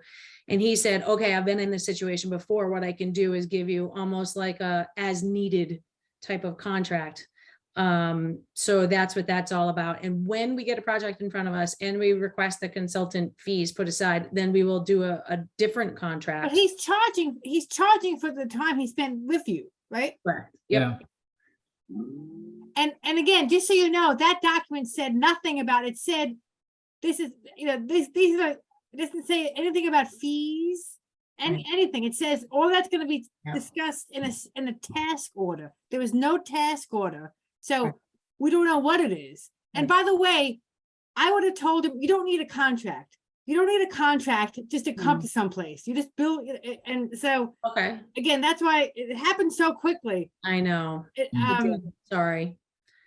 I didn't know what to do. It was the only thing we could think of, but No, for no, the it's okay, future, there's but better we're things. gonna have to rely that he's gonna be fair and bill us. How long was he there for? Couple hours.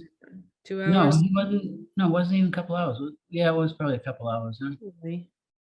What So did he he do should, for he those couple should hours? ask him for a bill for that, and then Yeah. you're not gonna deal with him again until you actually. We're gonna get retain him. reimbursed from the school anyways.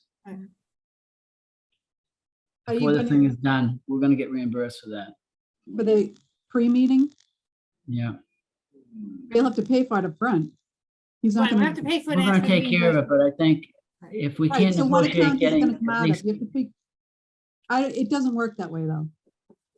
You're gonna have them tack on money at the end So and then. do we have money in the account to pay him ourselves right now? Yes. Okay. Yeah. I'm not averse to doing that either. I just think we should get a bill for him and so that we're squared away with this pre-meeting. Yeah, I think we should pay people for work they do for us, that's for sure. That's just. I think that's the idea, Teresa. I think what you said is what we're hoping, what I understood based on a conversation yeah. that would happen. I didn't Yeah, I read the would just- document that closely. I did just send it to you guys, so. But I think that's the conversation was that. Okay. So he's being billed just on the conversation? No, there's a contract. No, I saying he's gonna- understand, but I'm he's gonna saying. do the work pre-meeting as that he needed had. with there's no task order, so it's okay. No, I understand. but now he's asking, we're billing him anyways for the 2 hours? How long was he? Yeah, so he'll submit a bill to us for the 2 hours. We'll pay it out of our conservation fund. And then when we get the notice of intent, we will then ask the applicant to do the consultant fees. And Right. similar to what we did with 200 Quantipower, we'll draft another contract that's specific to that project. We'll have the amount set in an account. and Right, then right, we'll right. be I by got you. I got you. Okay, Okay. gotcha. I know, it's kind of weird. I've never done that before. I don't normally have a consultant. And that he approves did, it, but- yeah. That's and why I did was you- a little bit, And Rebecca, did you feel like that was, never mind. okay. I feel, it's really hard to say because I didn't know what that meeting was gonna Right, be. right, no, I understand. I know, better And- safe than so, and- I understand. I do think information is always valuable. Mm, And I think that based on that, we didn't speak really, but when I received the invitation for the meeting, it was stressed that conservation should be there because they had a lot of hurdles. Didn't turn out to be a lot of conservation conversation. There was just a presentation. There were a lot of architects and engineers and transportation and all that stuff. So it was really everything. But I do think it was valuable because in the room, I could definitely tell that the access road was really something that they recognized to be a hurdle. And then, like I said, really accentuated that this was really necessary. So I think that what we're looking at is that's going to be the hot topic. That's the way I read that room based on that. Jimmy, let me know you were there. If you No, you're right. You're right on point there. You're right on point. They designed the whole school around that access road. It's crazy. It's We crazy. probably shouldn't talk very much more. I did want to just give you a heads up, Yes. just based on the fact that we don't have a project or a public hearing. Right. or anything, But just let you guys know it's coming and to do your, if there's anything you want to read about before it comes. All right, so Jimmy already signed that contract, so there's really nothing to vote on, correct? We can ratify and confirm Jimmy doing it if you want to, I don't know. Why not? Sure, why not? Is there a motion? I move to ratify and confirm Jimmy's signature on that contract. Is I there a second. Okay, all in favor? Thank God. All in favor, So you, Teresa, aye, Savannah, Yes. Peter, Yes. Ken, Yes. Jimmy, Yes. and I also vote yes. So I don't have anything else for you guys. Okay. We don't, I am assuming that. I am assuming that we're gonna start picking up again pretty soon with some projects that are gonna be coming in. We didn't have a public hearing this time or last time. I don't think that's gonna continue. I know at least Peter's tired. The other people are probably tired too, but it's a quick opportunity right now. If anyone has any questions about anything, obviously not project specific, something you wanted to know, something about regulations, it's something about anything, how the office works, what are we thinking about open space, anything, it's a really good opportunity because we're probably not going to have any free time moving forward. If you don't, you don't, that's fine too. Just we can take 5 minutes to talk about something if anyone had any questions. I just feel like it's a really good time, but no public hearings right now. And knowing what's coming, as previously discussed. No, Nada, huh? Nothing. nothing. We know it all, Rebecca. Good thing. I I would don't say know it then, all, but I'm still grasping. Yeah, that presentation at the beginning was a nice little intro to how everything works. Yeah. it was pretty good. I know, that was very amusing. I would like to know more about the origin of the word snag, but that's just me. Me too. On your own time, Peter, on your own time. It doesn't have anything to do with Snagglepuss. Now that's another. Is that like Pink Panther or something?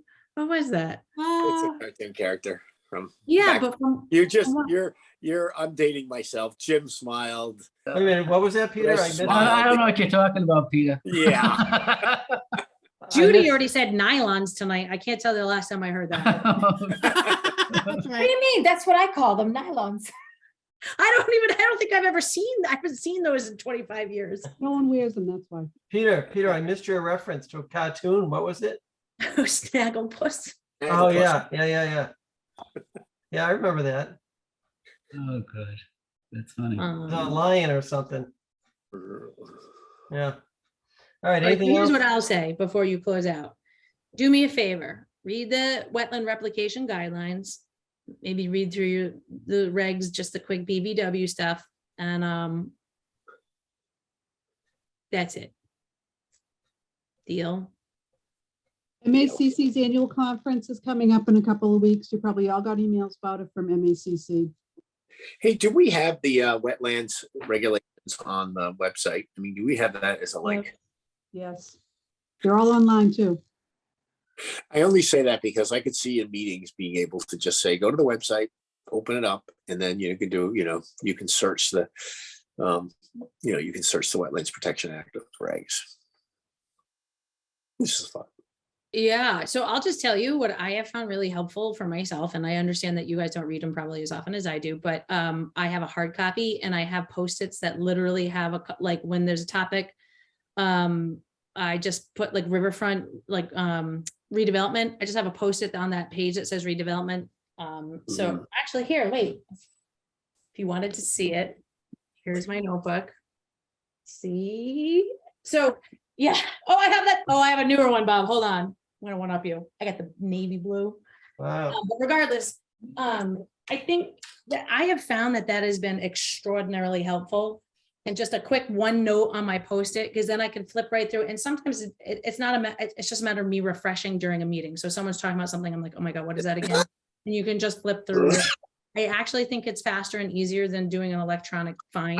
I was just thinking public that we'd be able to say, if you just go on the website, see the regs, and then you just do a Control F search on such and such phrase, then you could all together. That's all. I'm gonna save to We my can do desktop that. too. Pretty easy. Good. And we're gonna we're gonna reorganize the website a little bit because Judy is just the best and A she lot realized that it's all over the place. So we're gonna organize that a little bit better, hopefully soon. But that's why I think the MACC conference, the classes, they have a lot of virtual classes, the fundamentals. I think it's a good idea to get back into that, taking them and getting your certifications of all of them. And they have a lot of good webinars, and it's all reimbursed by conservation, so go for it. Yeah, I did all mine at Harvard Mills. Yep. it was Metcalf and Eddie at the time. Yep. That's my first job. Remember that? Wow. It was my first job when Metcalf and Eddie was there a long time ago. Back in the day. Interesting that I've only worked in Wakefield. I've never lived here, but I've worked here for multiple entities. Which just seems to be in Wakefield. All righty. Anybody else got anything? If not, would somebody like to make a motion to Motion. adjourn? Second. All in favor? Jimmy, Yes. Ken, Yes. Peter, Yes. Savannah, Yes. Teresa, Yes. and I also vote yes. I went in alphabetical order that time, and I was going to reverse alphabetical prior to that. Yeah, I was wondering how you did that. I always thought you All had must have like a over the little deck place. of cards and you shuffled every No, time. I was gonna question you on that. Yeah, what the hell's he doing now? How come my name's always changing location? Yeah, it's I used to go random, but then I'm like, wait a minute, did I get that person? Now I just have them listed alphabetically, and I start, alphabetically, then I go reverse alphabetically or whatever. Okay. All righty. Good night, everyone. Good Night, night. everyone. Night. Night.